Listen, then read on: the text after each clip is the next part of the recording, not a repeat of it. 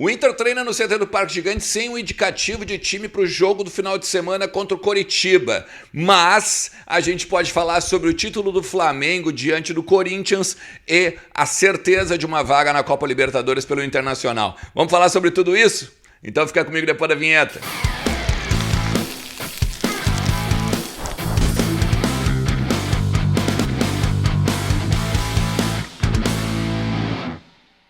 Fala Colorado, fala Colorada, como é que vocês estão? Tudo beleza? Falta bem pouquinho para chegar o final de semana, turma.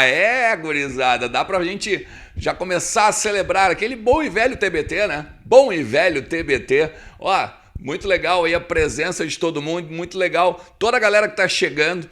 Eu tô deixando um like poderoso para vocês aqui, um like bem legal mesmo. Show que a gente tem feito aqui, conversado e trocado uma ideia sobre o Internacional. A gente tem algumas coisas para falar, o treino tá rolando, né, na parte dessa manhã. Eu vou fazer como eu sempre faço aqui. Eu vou te pedir para tu te inscrever no canal, eu vou te pedir para tu ativar a notificação, porque depois, à noite, no finalzinho ali da tarde, eu coloco aí um vídeo com mais ou menos bastidores, o que aconteceu no treino, qual a perspectiva de time para o jogo contra o Coritiba, agora 18 horas de domingo. Não tem, neste momento, ainda não tem, enquanto eu tô gravando esse conteúdo aqui, não tem um indicativo de time, tá? O Mano fez um trabalho bem diferenciado com vários setores lá no CT do Parque Gigante e a gente pode falar sobre isso mais tarde, neste aí, quando a gente puder apurar com mais pessoas, conversar com mais gente a partir da finalização dos trabalhos lá, beleza? O que dá pra gente fazer agora também é entender e explicar o que acontece no futebol agora no Campeonato Brasileiro a partir do título do Flamengo sobre o Corinthians. Antes de tudo, ó, beijinho, Yuri Alberto. Valeu aí, meu querido, não deu, né? Valeu, meu Corinthians, tamo junto. Nada melhor, né, do que ver o Corinthians se ralando muito, muito. Põe no DVD lá, ô sem vergonha. Então o lance é o seguinte, ó, vamos voltar agora, né, pro normal aqui, tá? Assim, ó, vamos lá. O Inter, vamos fazer assim, bota aqui na tabela, vou botar a tabela, tá? O que acontece? O Flamengo, ele abriu uma vaga no G4, ou seja, como ele tá em terceiro, a vaga dele direta agora é pela Copa do Brasil, ok? Daí ele abre uma vaga, vai cair a vaga dele pro quinto colocado, porque ele está em terceiro. Vai ser sempre assim, ó, vai ser sempre uma vaga a mais, uma vaga para baixo. Por exemplo, se ele tivesse em quinto ou em sexto, abriria uma pré-Libertadores. Hoje, como ele está na Libertadores, na fase de grupos, abre mais uma vaga de fase de grupos.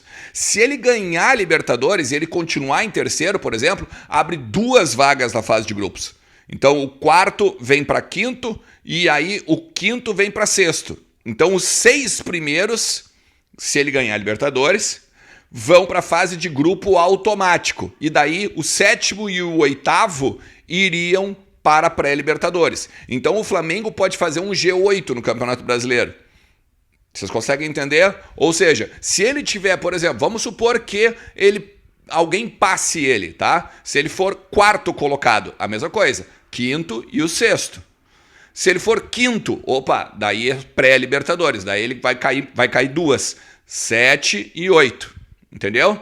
Essa é a pegada. Tu vai pegar, ele tá em quinto, daí ele vai abrir a sexta, vai para a sétima e a sétima vai para a oitava, se ele ganhar as duas da Libertadores. Ou seja, a tendência, se o Flamengo ganhar a Libertadores, é que a gente tenha 8 times na Libertadores, 2 ainda em fase de grupos e 6, ou melhor dizendo, 2 em pré-Libertadores e 6, se ele ficar entre os 4 primeiros, na principal competição na fase de grupos. Isso que é bom para o Inter, né?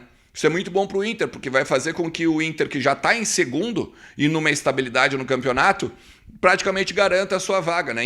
Claro, isso se mantendo o Flamengo ali em terceiro, e caso ou o Flamengo de repente passe o Inter ou algum outro time passe o Inter e o Inter acaba caindo posições para baixo do Flamengo.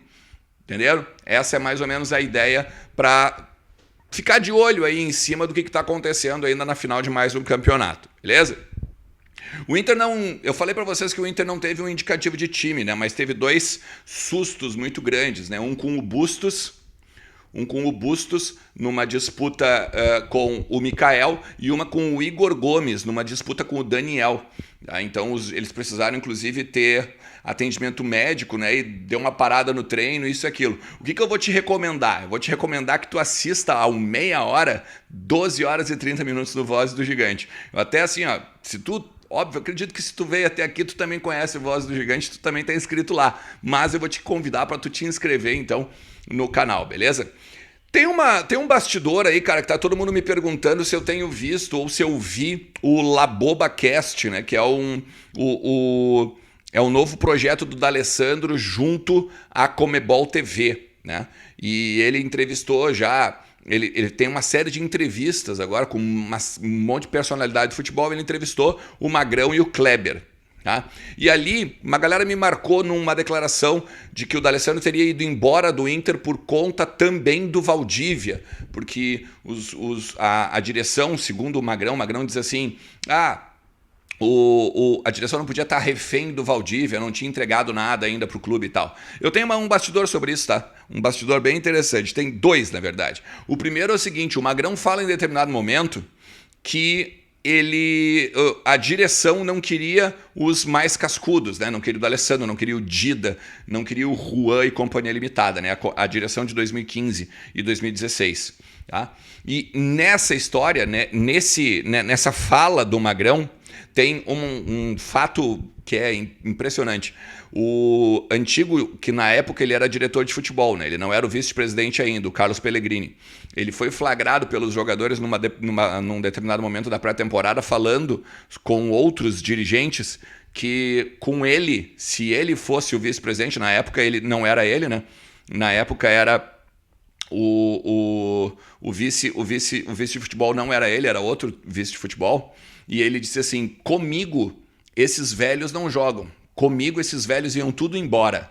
E aí os jogadores estavam ouvindo, ele estava meio que num ambiente em que dava para ouvir numa espécie, não sei se um biombo bem assim, mas tinha uma parede meio falsa e os jogadores estavam vendo e estavam ouvindo.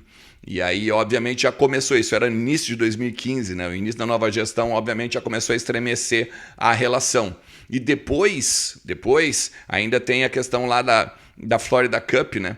E aí que o D'Alessandro depois se manifesta dizendo que o Inter não tinha que estar lá, o Inter tinha que estar treinando e tal. Daí o Pellegrini já era vice de futebol e ele quis dar aquela de gostoso dele, dizendo que não, o jogador tem que ficar quieto, o jogador tem que só trabalhar e tal, não é ele que manda.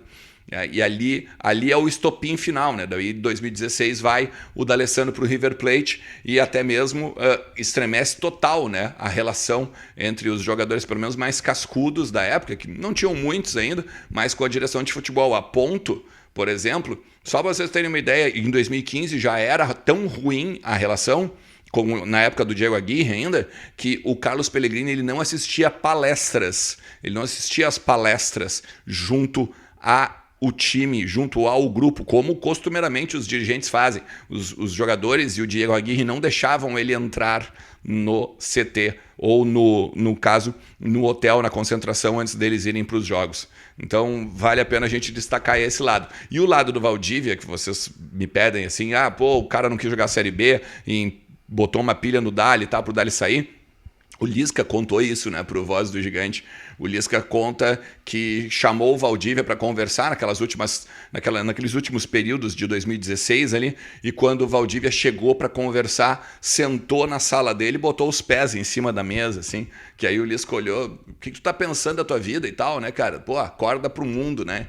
Vai viver e tal, tu precisa pegar e botar a cabeça no lugar e tal. Que até, inclusive, os jogadores, depois que ficaram sabendo disso, foram lá e disseram pro Lisca, pô, finalmente tinha que alguém enquadrar esse guri aí.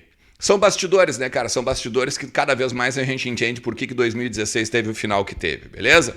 Cara, se tu chegou até aqui, eu vou te pedir, deixa teu like, te inscreve no canal e ativa a notificação. De noite a gente tem mais conteúdo aqui sobre o Internacional e o dia do Inter lá no CT. Valeu? Forte abraço! Tchau!